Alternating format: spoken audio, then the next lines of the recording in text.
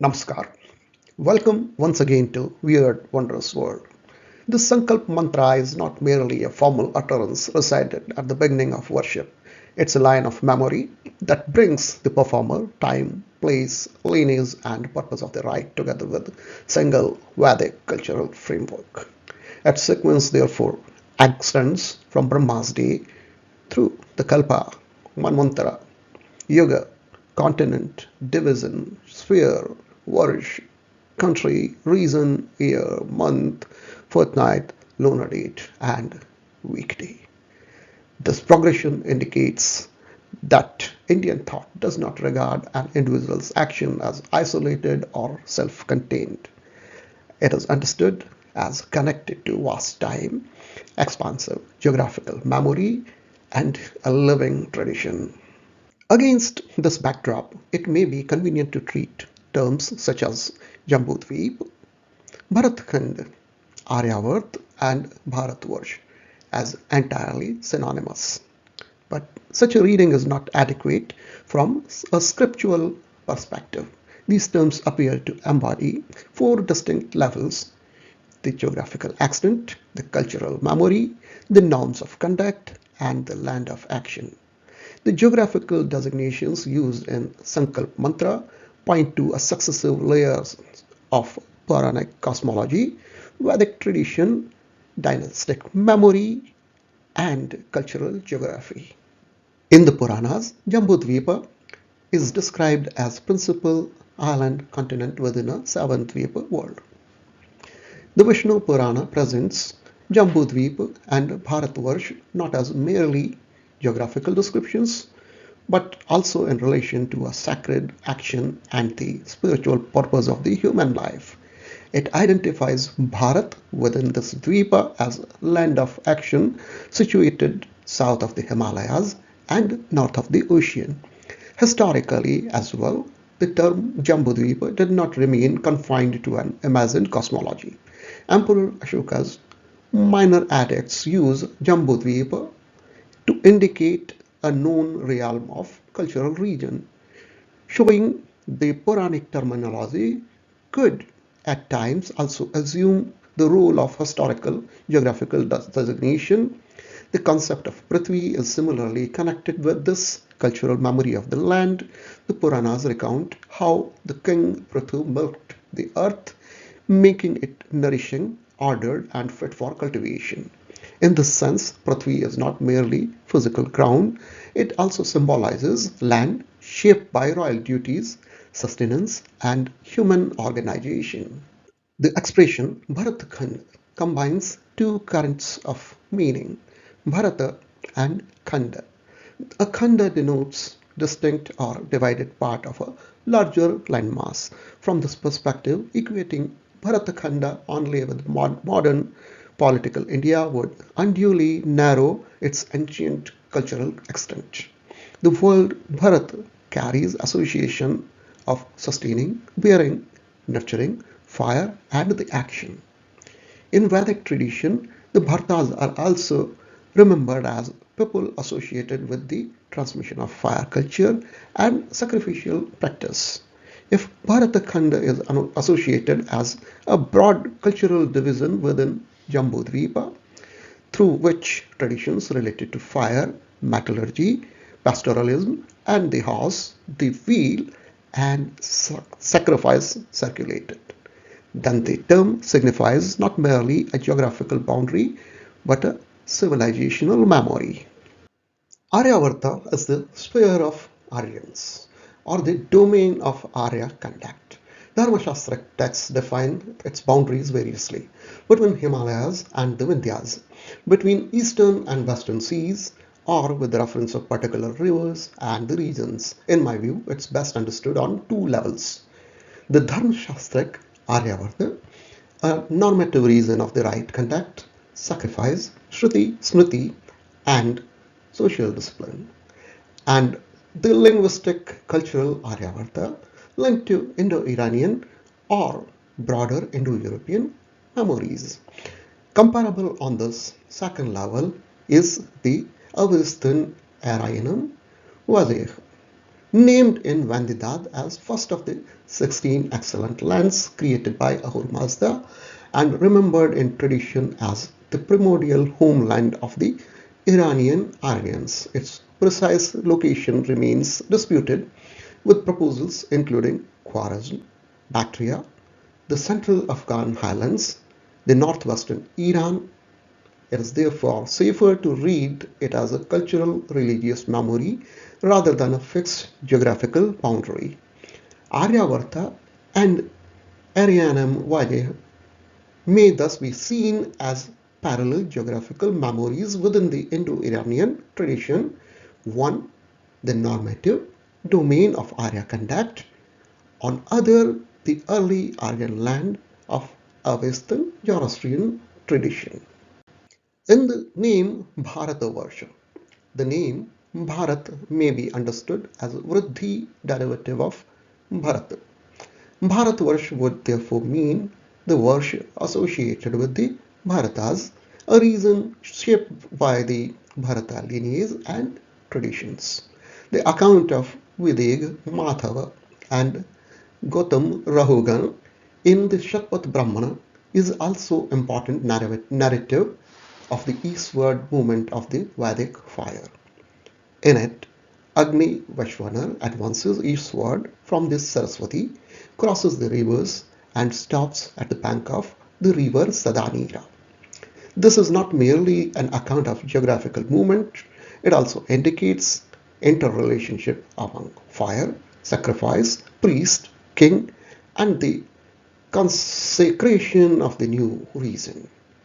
On this basis, Bharatavarsha may be read as expansion of the Bharata's fire, the Bharata tradition, and the Vedic sphere of action. At the very first level, we recount Bharata, the eldest son of Rishabdev. The fifth skanda of Bhagavat Puran recounts that within Nabhi, Rishabdev, Bharat lineage, Ajnabavarsha came to be known as Bharatavarsha. Jain tradition likewise reveres Rishabdev as Adinath and Bharata as a Chakravartin. The memory of linking Bharatavarsha with Bharat, the son of Rishabdev, is therefore preserved in both Puranic and Jain tradition. If Ajnabavarsha is associated with Nabhi and Bharatavarsha is associated with Bharata, then Bharatakhanda may also preserve the memory of a broader or contemporaneous cultural region bearing the Bharata's designation. The aim, therefore, is not to treat genealogies as direct historical evidence, but to read them as clues of name, memory, and cultural geography. At the second level comes the memory of the Vedic Bharata people. In Rigvedic tradition, Bharata is not merely a personal name, but also name of an influential tribe. The account of Divodasa, Sodasa, and the battle of the Ten Kings place the Bharata at the center of Vedic potential and cultural history. It is therefore insufficient to associate Bharatavarsha only with the Bharata, the son of Dushyanta and Shakuntala. Behind it may also lie a combined memory of Vedic Bharata people, sacrificial fire, and expansion of the Aryavarta.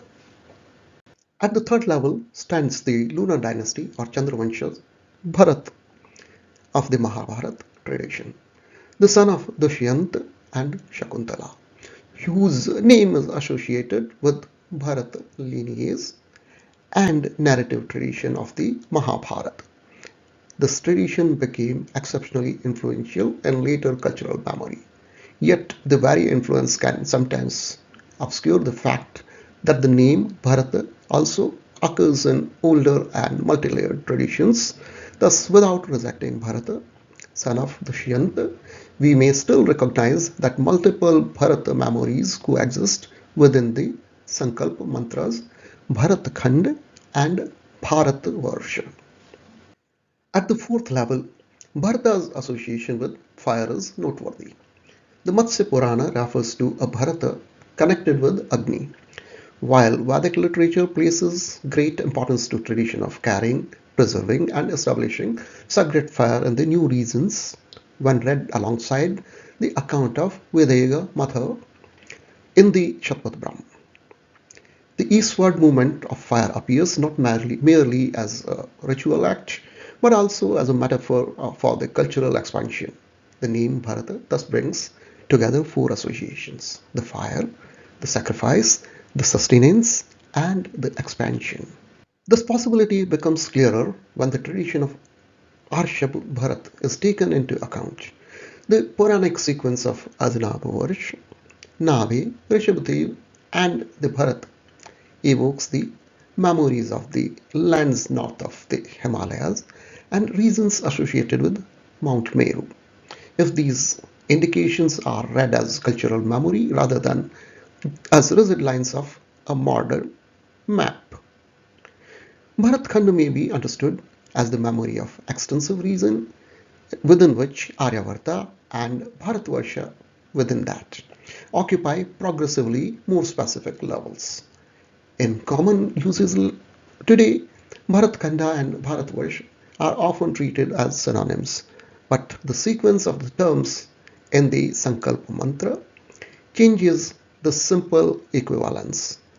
If read not as modern geographical borders but as a progressive narrowing of cultural memory, Jambudvipa may be viewed as a mythological form of the wider reach and cultural memory of an old Eurasian or Indo-European cultural sphere. Ajnabavarsha or Bharatakhande as possible memory of northwestern or central Eurasian cultural zone such as Santashta, Andronovo. Aryavarta as the memory of Indo-Iranian Brizz region extending through Bahlek, Bactria, Magyana, Gandhara and Takshashila. And Bharatavarsha as the land of action of the Bharata tradition of the Vedic fire in the Indian subcontinent. Having said that, Puranic beliefs should not be treated as direct evidence for modern history. Nevertheless, their importance in study of the cultural memory is undeniable. Sumerian cuneiform records likewise preserve genealogies of primordial kings in extraordinarily long and semi-mythic forms, while the later genealogies gradually assume more historical character. In the same way, Indian Puranic tradition remember Manu's primordial beings, kings, and dynasties on multiple levels. Terms such as Bharat, Ajnab, Rishabhdev, Aryavarta, Bharatavarsha therefore cannot be regarded as history alone or as imagination alone.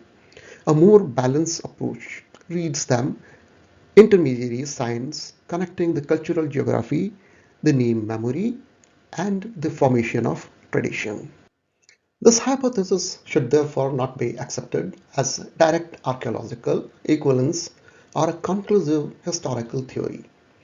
The geographical names here are used only to indicate possible layers of memories and direction for comparative study.